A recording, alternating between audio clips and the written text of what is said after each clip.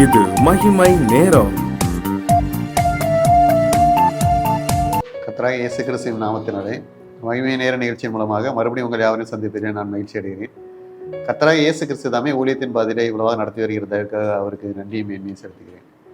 இந்த நாட்களிலும் நம்முடைய வாழ்நாளிலே கர்த்தர் நம்மோடு இருந்து எல்லா காரியங்களையும் நமக்கு அருளை செய்கிறார் என்பதாக நாம் தியானித்து வருகிறோம். ஒவ்வொரு நாட்களையும் ஆரம்பிக்கிற நேரம் முதல் இரவு தூங்குகிற நேரம் வரைக்கும், மறுபடியும் இரவு தூக்கத்திலிருந்து காலையிலே நம்மை எழுப்புகிற வரைக்கும் கர்த்தர் எல்லா காரியங்களையும் நம்மோடு இருந்து வழிநடத்துகிறார். எல்லா காரியங்களையும் அவர் முன்னுமே தீர்மானித்து நம்மோடு இருந்து காரியங்களை நடத்துகிறார்.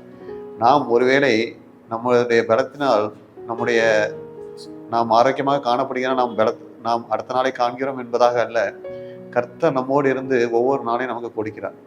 அது மட்டும் அல்ல, அந்த நாட்களிலே நமக்கு தேவையான எல்லா காரியங்களையும் அவர் மட்டுமே நமக்கு சந்தித்து தருகிறார். எல்லாருக்கும் இந்த காரியங்கள், எல்லாருக்கும் இந்த தேவைகள் சந்திக்கப்படுகிறதா என்றால், ஒவ்வொருவருக்கும் ஆண்டவர் காலையிலே அவர்களை எழுப்புகிறார். ஆனால் எல்லாருடைய தேவைகளும் சந்திக்கப்படுமா என்றால், கர்த்தர் யாரை முன்குறித்தாரோ, யாரை அழைத்திருக்கிறாரோ, கர்த்தரை யார் அண்டிக் கொள்கிறார்களோ அவர்களுக்கு எல்லா தேவைகளையும் சந்திக்கிறார். கர்த்தர் நம்முடைய வாழ்விலே செய்யும் ஒவ்வொரு காரியங்களையும் நாம் தியானித்து வந்தோம். இன்றைக்கும் கர்த்தர் நம்முடைய வாழ்க்கையிலே, நமக்குடைய வாழ்நாளிலே நமக்கு தேவையான காரியமாக அவர் ஒரு காரியத்தை செய்கிறார். அதை தியானிப்பதற்காக எடுத்துக்கொண்ட வேத வசனம் 104 சங்கீதம் 14 வசனம். பூமியிலிருந்து ஆகாரம் உண்டாகும்படி அவர் மிருகங்களுக்கு புல்லையும் மனுஷருக்கு உபயோகமான பயிர் வகைகளையும் முளைப்பிக்கிறார் என்று வாசிக்கிறோம். கர்த்தராகிய இயேசு கிறிஸ்து தான் நமக்குடைய தேவைக்கு, நாம் இந்த உலகத்திலே உயிரோடு வாழ்வதற்கு நமக்கு தேவையான ஆகாரத்தை விளைய செய்கிறார் என்பதாக நாம் இந்த வசனத்திலே வாசிக்கிறோம். கர்த்தர் அவருடைய கிருபையால் பயிர் வகைகளை விளைய செய்கிறார். நமக்கு தேவையான உணவு, நமக்கு தேவையான போசாக்கு கிடைக்கும்படியான உணவுகளை கர்த்தர் நமக்கு கொடுக்கிறார். நமக்கு மட்டுமல்ல, மிருகங்களுக்கும் புல்லையும் இன்னும் அநேக காரியங்களையும் கொடுக்கிறார். நமக்கு உபயோகமான பயிர் வகைகளை முளைக்க செய்கிறார். கர்த்தராகிய இயேசு கிறிஸ்து இந்த உலகத்தை நம்ம படைத்து நாம் வாழ்ந்திருக்கும்படி செய்யும் போது, நாம் இந்த உலகத்திலே நாம் பலத்தோடு சுகத்தோடு வாழ்வதற்கு நமக்கு ஆகாரம் தேவை. அந்த ஆகாரத்தை கர்த்தர் நமக்கு விளைய செய்கிறார். கர்த்தரே நமக்கு விளைய செய்கிறார். நாம் பசியோடு பட்டினியோடு இருக்கல்ல, நாம் திருப்தியாக சாப்பிட்டு கர்த்தரை மகிமைப்படுத்தும்படியாக கர்த்தர் நமக்கு ஆகாரத்தை கொடுக்கிறார். தினமும் நமக்கு ஆகாரத்தை கொடுக்கிறவர் கர்த்தர். அதை நாம் அறிந்து வாழ்கிறோமா என்பதை நாம் சிந்தித்து பார்க்க வேண்டும். நமக்கு தினமும் ஆகாரம் கிடைக்கும்படி செய்கிறார் கர்த்தரை நாம் எவ்வாறு துதிக்கிறோம், எவ்வாறு சோசனம் செலுத்துகிறோம், அவரை எப்படி உறுதியாக பற்றி கொண்டிருக்கிறோம் என்பதையும் நாம் சிந்தித்து பார்க்க வேண்டும். கர்த்தர் நமக்கு ஆகாரத்தை தருகிறார் என்பதை அறிந்து அவருக்கு நன்றி செலுத்தி அவருக்கு உண்மையாக விசுவாசத்தோடு காணப்படும் போது கர்த்தர் நமக்கு தரும் ஆசீர்வாதம் பெரிதாக இருக்கும். கர்த்தர் நமக்கு கொடுக்கும் ஆகாரத்திலே அவர் பல ஆசீர்வாதங்களை நமக்கு தருவார். அந்த ஆகாரம் நமக்கு நிறைவாய் காணும்படி செய்வார். இந்நாளிலும் கர்த்தர் நமக்கு ஆகாரத்தை தரும்படி என்னென்ன செய்கிறார் என்று பார்ப்போமானால், முதலாவது, கர்த்தர் நமக்கு ஆகாரத்தை தரும்படி தேவையான மலையை நமக்கு கொடுக்கிறார். ஏசாயா 30 23 வசனம் இப்படியாக வருகிறது: நீ நிலத்தில் விதைக்கும் உன் விதைக்கு அவர் மலையையும் நிலத்தின் பலனாகிய ஆகாரத்தையும் தருவார் என்று வாசிக்கிறோம்.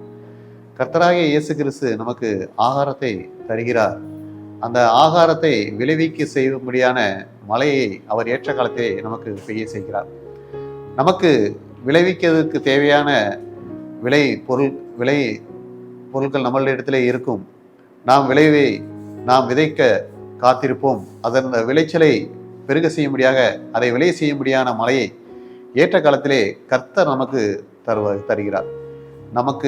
கர்த்தர் நமக்கு ஏற்ற காலத்திலே அந்த மழையை தருகிறதுனால் பூமி தன் பலனை தரும். நமக்கு அந்த மழையை பெற்றுக்கொண்டு பூமி பலனை தரும்படியாக கர்த்தர் ஏற்ற காலத்திலே பயிரிடும் பயிர்களுக்கு மழையை தந்து வரிசிக்கப்படுகிறார்.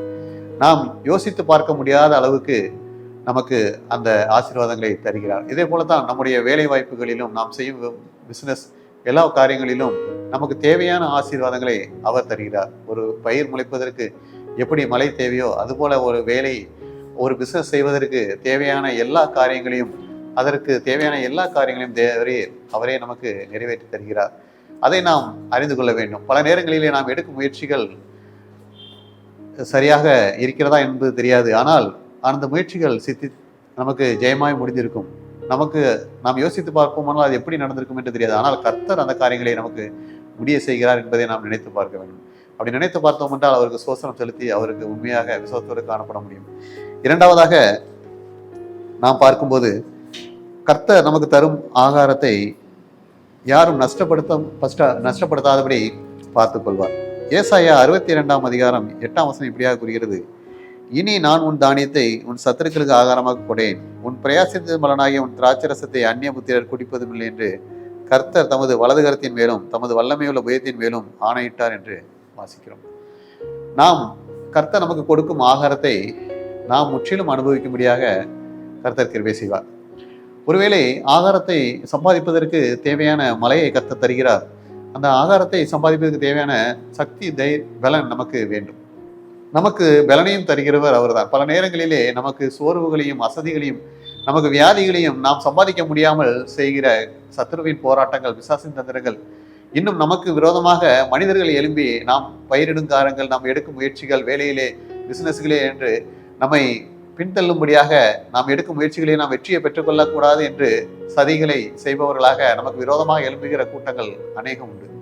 அநேக பயிர்களை நாசப்படும்படியான வெட்டுக்கிளிகள், பச்சை புழுக்கள், அதுபோல காரியங்களும், இன்னும் சவேரியர், அமலேக்கியர் என்று போல மனிதர்களும் நமக்கு விரோதமாக எழும்ப முடியும். ஆனாலும் கர்த்தர் நம்மோடு இருக்கிறார். அவர் நம்மோடு இருந்து அவர் இனிமேல் நம்முடைய ஆகாரம் அந்த கொடுமையான ஒரு கையிற்கு போகாதபடி, நம்முடைய ஆகாரம் நம் செய்யும் கையின் பலன் நமக்கு நிறைவாக கிடைக்கும்படியாக அந்த அந்நியர்களுக்கு சத்துருக்களை நம்மை விட்டு விலக்குவார். அவர்கள் நம்மை மேற்கொள்ளாதபடி பாதுகாத்துக் கொள்வார். நாம் பயிரிலும் நாம் செய்யும் வேலையிலும் நாம் செய்யும் பிசினஸ்களிலும் கர்த்தருடைய கரம் கூடவே இருந்து அதுக்கு நமக்கு ஆசீர்வாதத்தை தரும். ஏனென்றால் கர்த்தருடைய வலது கரம் அதை செய்யும். பராக்கிரமத்தினால் அதை செய்து முடிப்பார். மூன்றாவதாக நாம் பார்க்கும்போது கர்த்தர் நமது ஆகாரத்தை ஆசீர்வதிப்பார் என்று பார்க்கிறோம். 132 சங்கீதம் 15 வசனம் இப்படியாக கூறுகிறது, அதன் ஆகாரத்தை நான் ஆசீர்வதித்து வருவேன் என்று. கர்த்தர் கொடுக்கிற ஆகாரத்தை அவர் ஆசீர்வதித்து வருவார். அதிலே எந்த குறைகளும் காணப்படாது, நிறைவு காணப்படும். ஆகாரத்தை நாம் பயிரிடும் போதும் செய்யும் வேலைகளிலும் செய்யும் பிசினஸ்களிலும் கர்த்தர் நிறைவை தருவார். எந்த குறையும் இல்லாமல் பாதுகாத்துக் கொள்வார். அந்த ஆசீர்வாதம் எப்படியாக இருக்குமாம், நிலையானதாக காணப்படுமாம்.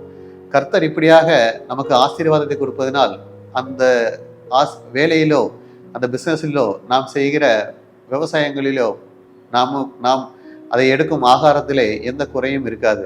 நாம் தாராளமாக பரிபூர்ணமாக வாழும்படி கிருபை செய்வார். மற்றவர்களுக்கு அதன் மூலமாக கொடுக்கும்படி ஆசீர்வாதம் நிலைவாக இருக்கும்படியாக கிருபை செய்வார். எனவே கர்த்தர் நமக்கு ஆகாரத்தை விலை செய்து நம்மை ஆசீர்வதிக்கிறார் என்பதை நாம் அறிந்து கொண்டோம். அவரை விசுவாசித்து கர்த்தர் நமக்கு ஆகாரத்தை தருகிறார் என்று நம்பிக்கையோடு காத்திருக்கும் போது கர்த்தர் இன்னும் மேல்மேலும் ஒவ்வொரு நாளும் நமக்கு தேவையான ஆகாரத்தை விலை செய்து வழிநடத்துவாராக. ஆமென். ஜெபம். இந்த நாளிலும் எங்களுக்கு தேவையான அன்றாட வாழ்க்கைக்கு தேவையான ஆகாரத்தை நீர் விலை செய்கிறேன் என்று நாங்கள் தியானித்தோம். நீர் ஒருவரே எங்களுக்கு தேவையான ஆகாரத்தையும் பலனையும் கொடுத்து எங்களுக்கு ஆகாரத்தை சத்துருக்கள் எடுத்துக்கொள்ளாதபடி என்னுடைய ஆகாரத்தை நீர் ஆசீர்வதித்து ஆகாரத்துக்கு தேவையான மழையை எங்களுக்கு கொடுத்து நீர் எங்களை பாதுகாத்து ஆசீர்வதித்து வருகிறீர். அப்படிப்பட்ட கிருபைகளை ஒவ்வொரு நாளும் தந்து வழி நடத்த வேண்டுமா? இயேசு கிறிஸ்துவின் ஜெபத்தின் நல்ல பிதாவே, ஆமென்.